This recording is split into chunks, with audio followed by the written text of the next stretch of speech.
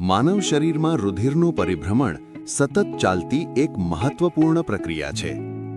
માનવ હૃદયમાં 4 ખંડ હોય છે, 2 કર્ણક અને 2 ક્ષેપક.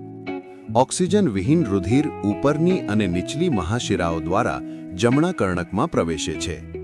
જમણા કર્ણકમાંથી રુધિર ત્રિદલ વાલ્વ દ્વારા જમણા ક્ષેપકમાં જાય છે.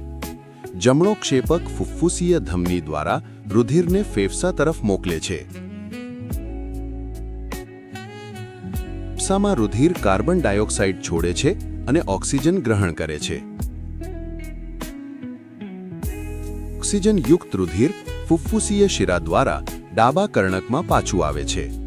ડાબા કર્ણકમાંથી રુધિર દ્વિદલ વાલ્વ દ્વારા ડાબા ક્ષેપકમાં પ્રવેશે છે. ડાબો ક્ષેપક મહાધમની દ્વારા રુધિરને સમગ્ર શરીરના વિવિધ અંગોમાં પહોંચાડે છે. આ રીતે માનવમાં દ્વિપરિભ્રમણ થવાથી શરીરને પૂરતું ઓક્સિજન અને પોષણ મળે છે.